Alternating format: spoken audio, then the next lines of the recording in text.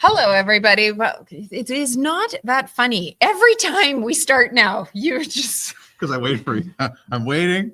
Waiting. Awkward pause. Still typing Game on the number. computer. Oh, just The show's shush. starting. Game number 81.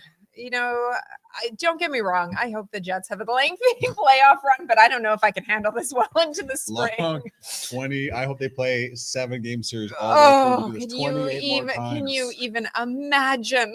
We're gonna need all summer just as a break from each other. There'll be like new co-hosts. Game number 81. I'm Sara Lesky. He is Jamie Thomas. The magic number heading into tonight's game against the Edmonton Oilers for the Winnipeg Jets is 2. Jamie, that would be 2 regular season games that are left for the Jets, and 2 is the number of points the Jets need to be able to clinch the President's Trophy. Let me throw it up. Oh, sure. Throw it up. Here we go. Here's what your scenarios are for today. So they've got the West. They've got the Central. They can clinch the President's Trophy. All they have to do is beat the Oilers in any fashion. Okay. And the President's Trophy is theirs. If they get 1 point, and this is where don't even get into stuff.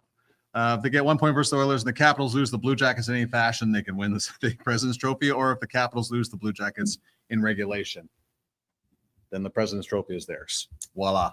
It is there. What we do know is that regardless of whether they finish first in the league, we do know that the West runs through Winnipeg after the shootout win last night in Chicago. It was wild. It was not their prettiest game, but it was the important 2 points. Right. It doesn't matter how it gets done. It's how the fact they got it done. Yes. So here's Adam Lowry and Scott O'Neill on clinching the West and the Central. Champions of the regular season. How does that sound? How does that feel? I mean, it feels good, obviously. It's common. The process tonight wasn't very good. We weren't thrilled with our game. So, I think maybe tomorrow you wake up and be in a better mood. It was nice we pulled that one out. I think, everyone kind of disappointed with our start. Obviously, we battled back and, we were able to get it, but you get it to 3-2 in the third and give up a couple quick ones. So it wasn't a masterpiece, but it was nice to close it out and, kind of solidify home ice for, hopefully a long run. So, we haven't really accomplished anything yet. We're still focused on, the goal ahead, but, to kind of have a small reward for the work we've put in throughout the year. A nice little feather in our cap. Man, it's taken us 80 games to get this division. It's been a grind, and I don't care how we got it. We got it. It just, like I said before, teams in our division don't go away as good as we've played it. So it's finally to get that over and done with. It's a relief. Phew. And you can kind of see where he's coming from because of the amount of energy they've had to expend just to get to this point. Yeah. What do you think of the game last night, other than it being wild? Well, the first giveaway from Helly, he has played the puck perfectly all year long. So to see those two, he has definitely improved. That's an area of his game that was not a strength early on in his career that he has certainly improved on. The old backhand pass. Yeah. And then Nick Foligno scores his shorthand. And then the Hawks get a power play goal. I'm like, what is going on here? Yeah. So you just think about all the energy they expended to beat Dallas and how well they play against St. Louis. And then they come back in the second period. They take the lead in the third. Yeah. Give 2 quick ones. Josh Morrissey has to tie it up. And so a lot of people are talking about in the shootout, like Kyle Connor's goal was like disgusting. Yeah. And then Cole Perfetti, first ever shootout goal in his NHL career. Which, if you follow Dave Minute on X, he was showing that Cole had done a similar move to that with the Moose years ago in a shootout, and he would put them side by side. So a shout out to Dave for not only remembering that, but being able to find that goal. So check it out if you haven't had the opportunity to. But a big win. Yes. The important 2 points, the first game of a back-to-back. You want to be able to take care of the business that you have at hand as quickly as possible, which they were able to do. And we'll talk about that more over this next 30 minutes. We are looking forward to having the original voice of the Winnipeg Jets join us, Dennis Beyak. Very much looking forward to talking to Dennis and seeing what he is up to these days. He's even home. I know, but he's following the Jets because anytime I text him, he'll quickly respond with how he thinks they've been doing or what he's liked from them so far. And then Cam Moon, part of the Oilers broadcast. Yeah, Cam's a guy I've gone back a long ways, covered the Western Hockey League as a longtime voice of the Red Deer Rebels. So we'll bring him on for, if you think the Jets have a little bit of injury problems, the Edmonton Oilers Well, it's unbelievable what the Oilers You are were going just through. talking with Gene Prince. I was. So it's a TSN broadcast here in Winnipeg, but the regional rights in Edmonton belong to Sportsnet. Gene Prince is here for the game. And I said to him, so who's out of the lineup tonight? And he starts listing. And I swear it was 2 minutes in that I said, it might just be quicker if you told me who's available to play, because that list seems to be much shorter than the list that's out. So it is a Oilers team that has been absolutely decimated in recent times by injuries, and to marquee players as well. Have to imagine what it would be like if you were losing, a couple of if you were losing your top defenseman, if you had, the equivalent. Sandberg. You lose Dylan Sandberg. That's Matthias Ekholm right there. Yeah. So, and when there's questions of if he's even going to be back for the playoffs. Yeah. So we'll talk to Cam about that. A lot more to go on there. One player that did, since I was talking about defensemen and top defensemen, certainly a player that made his mark last night and that has throughout the entire season as per usual, but especially last night, he was clutch when they needed him to Josh Morrissey. Yeah, he had the go-ahead goal to start the third period and then tied the game up at 4 on a nice pass from his defense partner, Dylan DeMello. 3 consecutive seasons or 60 and more points. Josh Morrissey carrying his play over from the Four Nations face-off. So here's the captain on Josh Morrissey and how important he is to the team. Yeah, it's huge. You can't say enough about what Josh means to our team. Night in, night out, even if he's not on the score sheet, I know he had a couple goals tonight and, kind of impact all over the ice, but he plays so many minutes. He impacts the game in so many different ways. But, to see him rewarded, kind of take over the third, kind of when we were pushing for a goal, things like that, that's what star players in this league do. So, it was nice to kind of, take care of business ourselves, like you said.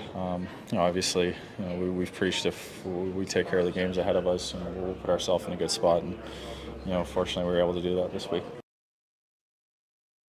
Adam Lowry on Josh Morrissey and getting the job done last night. Yes. So will we see Josh Morrissey in the lineup today? Who can say for sure? So we knew back-to-back that there's not going to be a morning skate anyways. There was a very optional morning skate. Neil Pionk was out there for quite a while, as was Luke Shen, which leads some to speculate and wonder whether or not they will be in the lineup tonight. Expecting that when Scott or Neil spoke with the media, pretty much decisions were still having to be made. They were going to have conversations with players and see, that old question about rest versus rest. Yeah. I think that we would expect to see a full lineup in on Wednesday against Anaheim, which is the final regular season game. But because a lot of guys don't want to have a full week off. No, and understandably so. But I do think that we're going to see some changes to the lineup tonight. Use the opportunity to maybe get some guys on the blue line in particular. So we'll have to see about that. Or obviously, with this being back-to-back, though, we are expecting Eric Comrie to get the start in net tonight. And we do know that it is going to be Skinner for Edmonton. Yeah, that's confirmed. I've seen a lot of questions about Nikolai Ehlers. We still do not know what his status is for this this evening and going forward. So, Scott really wants to promote the TSN pregame show. Yeah. Because he likes to always point out to everybody now that you need to watch warm up. And so the best way to watch warm up is to watch your Jets on TSN pregame show. Yeah. So we'll be able to take you through. So there is no official update as to whether or not Nikolai Ehlers will be available for tonight. As I said, they were still trying to figure out this morning exactly what they were going to be doing with respect to players and having those discussions. That if you have the opportunity to be able to give a little bit of rest to the players and a little bit of experience and get some minutes in there for players that don't typically play, probably not a bad idea. Someone else that's not going to be available tonight, but is available right now. Guess who? Oh. Do you like that? I do like that. I bet you he would be available tonight. Okay. I could. You had to call off monitor before. Yep. You could do that. Well, no, I got a private jet. No big deal. It was your goodbye gift from TSN. Yeah, exactly. I'll just see if it's available, and the pilot may be busy watching the Masters or something, but we'll see. The fact that you were willing to come on with us, Dennis, when we are talking about the Masters being on the final day, that says a lot. It does say a lot. Yeah. We owe you. Well, you know what? It's a pretty good day for a sports fan. For it. Isn't that the truth? You watch the Masters all afternoon, get ready for the Jets in Edmonton at night. That's not a bad day. Okay, so we want to know. I have told people, because we've been talking over the last couple of days about how you are going to be joining us, and fans are so excited in the chat. There's lots of, we see King Beyak, Bang Bang. I know it's Bev has been hard at work. Your wife has been hard at work in this chat right now. The GOAT, we love it. The legend. But so, are you at home? Are you in Kelowna now? Because I have said that. While I know that you loved calling games for as many years as you did across the league, that you seem to be enjoying retirement quite a bit as well. Yeah, retirement's been good. We spent a lot of time this winter in South America. Wanted to spend one winter someplace else. So we were in Buenos Aires for 77 nights. And through the amazing technology that we have nowadays, I was able to watch all the Winnipeg Jets games. I told you. And they were late. Some started at 9, some started at 10 at night. So, but you know what? The culture there is such that nobody has dinner until 9 o'clock at night anyway. Okay, so how do you feel about that, Dennis? Because you did not like late dinners back in the day. You know what? I've gotten better at it simply because if you are retired and you have dinner at 5 o'clock, it makes for a very long night. Yeah, right. So we've tried to delay dinner till, we start happy hour. I've got a rule on happy hour, 5 o'clock, Monday to Thursday, 4 o'clock on Friday. Saturday's wide open. You can start happy hour anytime. And then Sunday, there is no happy hour. You either make a decision, you can start anytime or you abstain, one or the other. But no, dinners, we've made dinners a little bit later simply for that reason. I love it. Listen, big moment last night for the organization. Certainly you were part of it right from the start, but how warm did it make your heart feel watching them clinch the Central and certainly the Western Conference last night in Chicago? You know what? I get more nervous watching games now than I did when I called them. And I think that's normal. I think anybody that's involved in the game, you just go along and it's the game and see what happens as you're watching it. I mean, you're down 2-0 and you're hoping they start the second period with a bang bang and get the game tied up. And it wasn't exactly a bang bang, but they did tie it up and then kind of went back and forth to the end. And then, it was nice to clinch it. And then not only nice to clinch it with the point, but then to stay focused and have the chances that they had in overtime and then to win it in the shootout. Credit to them and congratulations to everybody, the coaching staff, the ownership, the players, everybody. I mean, it's a great accomplishment. I don't know how important the President's Trophy is. I was just going to ask. I think they've accomplished what they wanted to accomplish. And good on them. And it's been impressive. You know what? The last maybe month, whatever, there's been 4 games that really stand out.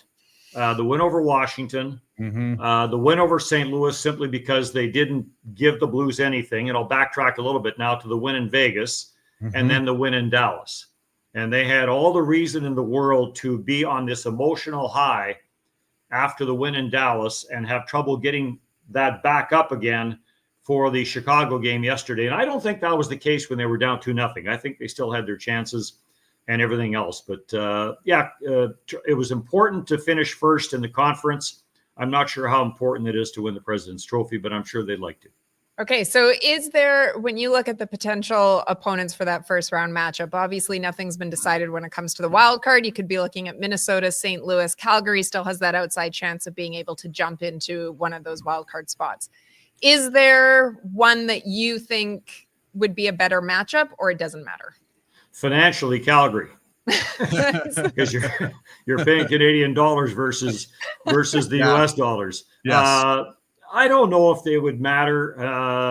I mean, I would like to see Calgary get in. I mean, they've got a tough schedule. They got 3 games left, but they've got to play Vegas and Los Angeles down that stretch.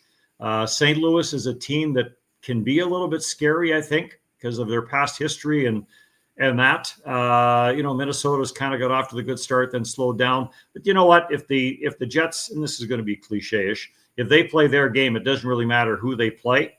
I just think a Winnipeg-Calgary series, from a fan standpoint, in the first round would be special. Anytime you get two Canadian teams playing in the first round, because that first round is always so exciting. I think it would be a real good series, but it's kind of out of their hands now. Calgary does have to run the table, and then one of the other ones. But again, I think from a fan standpoint, I would like to see a Calgary-Winnipeg matchup. See, there's a part of me that would like to see Minnesota too, and I'd said this to True. JT earlier, only because we know as Manitobans, we always like to say, it's just a straight shot down to Minneapolis. True. It's not far. And so that idea of, I mean, I would imagine that there's lots of Winnipeggers. That there would be Winnipeggers that would go down. Yeah. And go back to what's going on right now. Go back to 2018. Mm-hmm. They gained some playoff momentum with that first series win over Minnesota. So maybe that would be a part. I don't know if they really care at this point who their opponent is. It's out of their hands, obviously. I just think they look after your own house, try to get healthy right now. The power play misses Velarde big time. Yes. So good, as good in tight as maybe there is in the league. And hopefully the Oilers, after that freak collision with the linesman last night, isn't seriously hurt. So that's the main thing right now, is try to get as healthy as you can. How much, we know going into this first round, the whole narrative is going to be they've done a lot in the regular season, they just can't get the next step. How much do you think that's going to bother them, or do you think that's just past them now in that dressing room, Dennis, about what needs to be done here? You know what? It's going to be a story. The question's going to get asked, and it's going to get asked of Connor Hellebuck big time. Yes. But he's been able to handle, that outside pressure. Athletes look at it differently, I think, than fans and media do. I think they look at it that, look, this is a new year. What's happened in the past had nothing to do with anything. I do think, and not from that standpoint, I do think it was important to avoid Dallas and Colorado in the first round to make those two teams play each other. It'll be a storyline, no doubt. And then it's going to depend on how the series goes. Right. If they get behind in the series, then it's going to become a bigger story. But there's been, if you look back to this season, every time you maybe started to question things a little bit, they just came right back and would go on this nice run and win big games and play really well and that. So I think they've got that in their back pocket, and down the stretch they've been good here, and playoffs is a different animal, no doubt. It's a different style of game, and officials sometimes let things go a little bit and that, but they still do have the best goaltender in the National Hockey League, and I think that's key. Well, Dennis, you follow this team as if you are still doing play-by-play for it. We love it. The comments you're again. in the back of the bus. I know, 100%. And people saying how much they miss you, how obviously how much they love you. And hey, any chance that you could come back and call some games in the playoffs as well. So since we know that we can't convince you to do that, perhaps during the playoffs, we can twist your arm to join us again on check-in, so that as the Jets fans and our viewers would be able to hear your perspective again. Yeah, I'll be watching. It's been it's been a great year. Been a great year to see the people jump into different roles on the team, to see the progression of Cole Perfetti. Alex Iafallo goes up and fills in for Velarde, and I think Luke Shen has been a great addition. I think him and Logan Stanley are going to be a real good match, or a real good pairing in the playoffs. I think Stan can learn a lot of things from, in that process. So I just look forward to the playoffs, and it's been a great season, and wish them all the best going forward. Okay. Can we just have one final bang bang for everybody? Well, I wanted the bang bang yesterday, so maybe we'll see that against Edmonton today. Bang bang. Actually, I cheated my last game. I actually had a bang bang bang. A game against Seattle, even though there was quite a bit of time elapsed between the goals. You know what? I thought, what are they going to do now? Fire me? So you're the best, Dennis. We love you to pieces. Thank you so much for coming on. We'll talk to you soon. Hey, great chatting. You guys have a good day. Take care. Thanks, Bye. Thanks so much, Dennis. All right. He's been waiting patiently. He's the best. He is. Another guy that's the best. Covered the Western Hockey League for a long time. He's all pumped up. He was downplaying his appearance on the show. He said, he's like, what was that you were saying? You were downplaying everything about you, Mooner. No, I think I was completely accurate. You just had the Hall of Fame type Dennis Beyak, who is like legendary and not only the NHL but the Western Hockey League, and then like batting ninth. Now me. So I'm just hoping I can touch something and get it out of the infield. That's all I'm hoping for. They always talk about people in the media have such a big ego, buddy. You do not have that one. You're very modest. I admire that. Or accurate, whatever. Yeah. Hey, something we need you to be accurate about is like, what the heck is going on with the Oilers and all the the Band-Aids? Like, the trainers must be working overtime right now. And then on a serious note, let's tie things together here. Who's hurt? Who's available? What's going on before the playoffs? Who's hurt? It's a long list. A long list. Who's going to be available for playoffs? I think most of them, I hope. But yeah, like for tonight's game, I don't expect to see anybody. The majority. Ryan Nugent-Hopkins, Matthias Ekholm, Jake Wallman, Trent Frederick. I don't think you're going to see any of them tonight. So but what that does is it does allow those guys can get healthy, and hopefully most of them do, but it allows opportunity for others. In particular, a guy like Noah Philp, who's up from Bakersfield and is getting some games in and has played well, and I think is making a bid to be a guy that in the playoffs, maybe he's your fourth line center, and he's played well. And so I'm happy for him to get that opportunity. And it's raised the minutes of other players and given other players looks, whether that's on the power play, whether that's penalty kill or what have you. And players have been taking advantage. Calvin Pickard is a prime example. Stuart Skinner has been out, although expected to start tonight, but in his absence and all season long, Calvin Pickard, who grew up in Winnipeg, who has been outstanding, and 22 wins this year, which is it is amazing, and he's just played so well, and he's such a good influence in the dressing room and quality guy. So if you want to look at it glass half full, which I'd like to do, that it's been opportunity for others, and I do think a lot will become available once the playoffs start. I was listening to someone after talk about the last game and about all the injuries, obviously, and with Ekholm not able to finish the game, Hyman as well. And they said the challenge of not knowing necessarily who your line mate was. And they go, well, with the way that Chris has adjusted his lines in game, never mind that these guys are so used to it, because from period to period, you might see adjustments in lines. So maybe this is a group that will be able to withstand some of the changes. But you mentioned one of those players that's taken advantage of opportunities would be Calvin Pickard. Stuart Skinner, we're expected Skinner to go tonight. But when you look ahead to the weekend, since that's what we all tend to do you have any sense as to who's going to be getting the start when game one rolls around against the LA Kings? And or is that what these next three games for the Oilers is going to determine?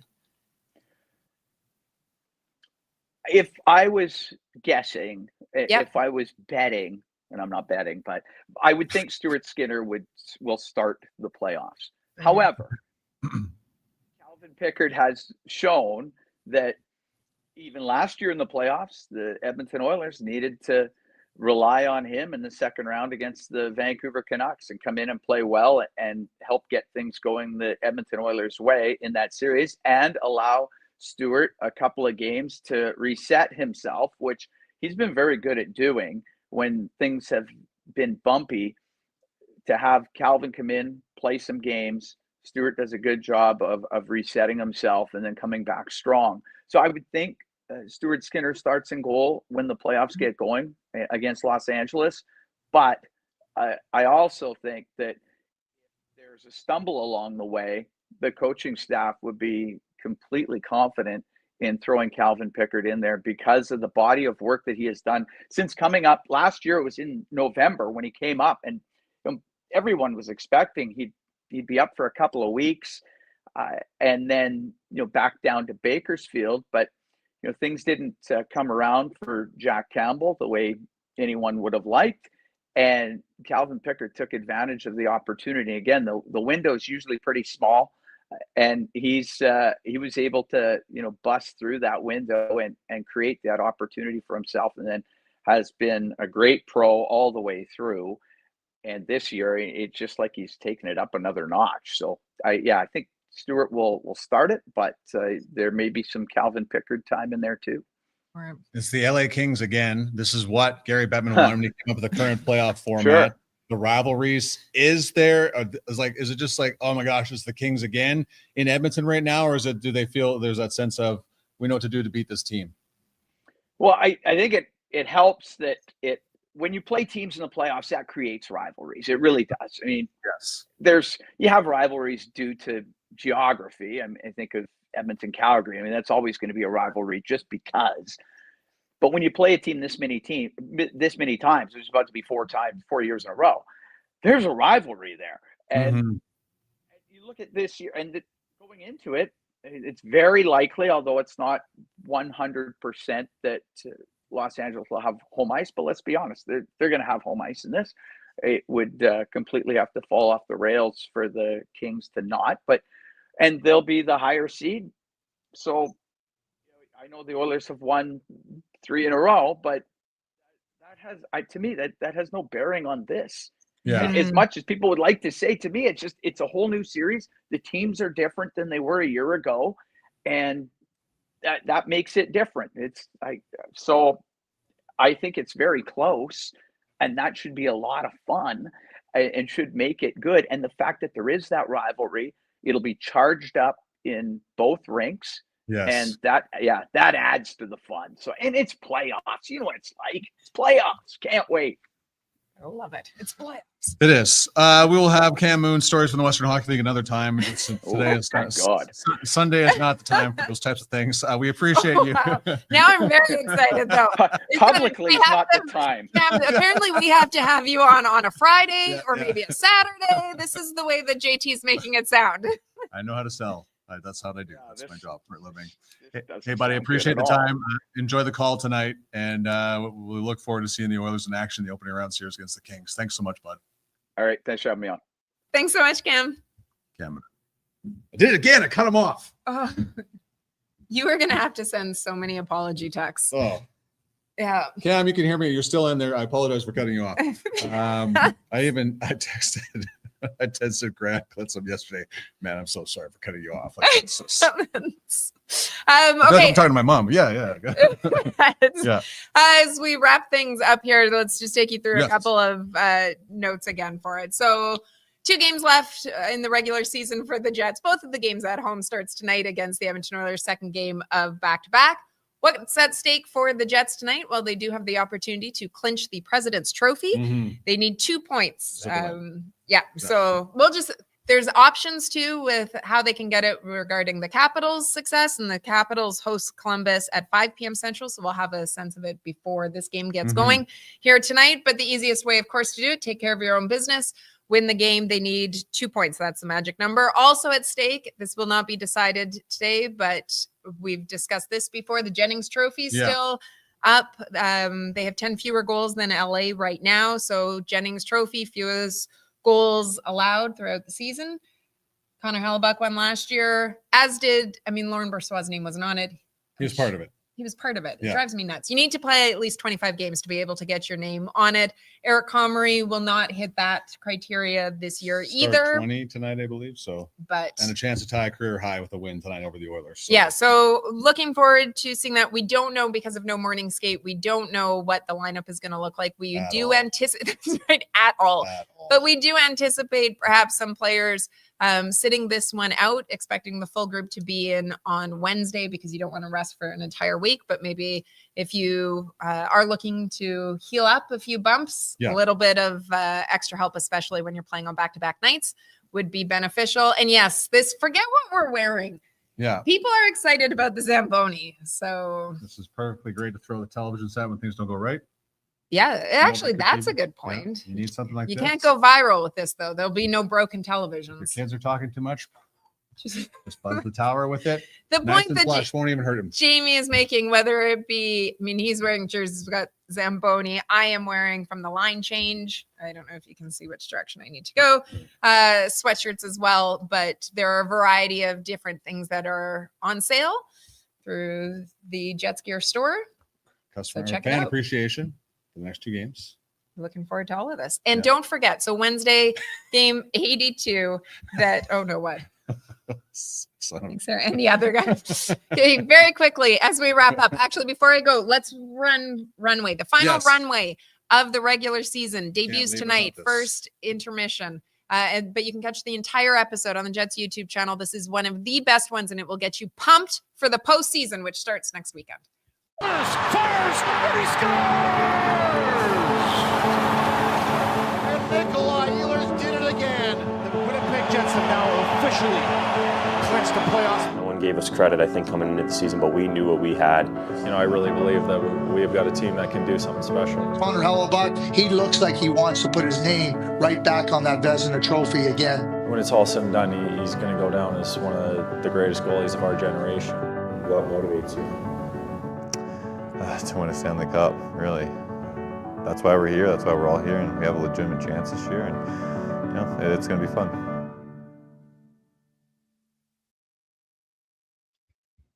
okay. The guys that have worked on this series this season, fantastic work as always. This is one of my favorites. You guys make sure that you check it out. I think that, as I said, you will love it. On Wednesday's show, 12:30 again, we'll get you ready for the final regular season game against Anaheim, and we have giveaways. Well, that's right. Oh, it's gonna. I am going to channel my inner Oprah. Yeah. You get a ticket. You get a ticket. You get a ticket. We have lots of giveaways to go on Wednesday, including or specifically for the Whiteout Party. So looking forward to that. You do not want to miss out on the Whiteout Street Party. Can't be inside, may as well be outside. 100%. All It's right. gonna be super warm next weekend, I think. I don't even know. You There'll be enough haven't people looked. around. Are you kidding? Are you enough kidding? people to be warm anyway, so. JT doesn't know what the weather is today. There is no shot that he knows what it's I like don't next know. weekend. I don't. Yeah, I don't. exactly. You All guys right. will be just fine in the Whiteout Party if you're not here. That's right. Either way, we are going to love it. We are looking forward to Wednesday's show. It'll be another great one. Thank you so much to all of you in the chat. Love being able to see so many of you regular faces and names. Bailey, the intern, I apologize for this question. Fantastic. We'll show it on Wednesday. I've never looked better. Well, I wasn't going to say it, but since you did. My nose looked fantastic. Thanks so much, everyone, for checking in. Have a great Sunday. See you, everybody. Bye.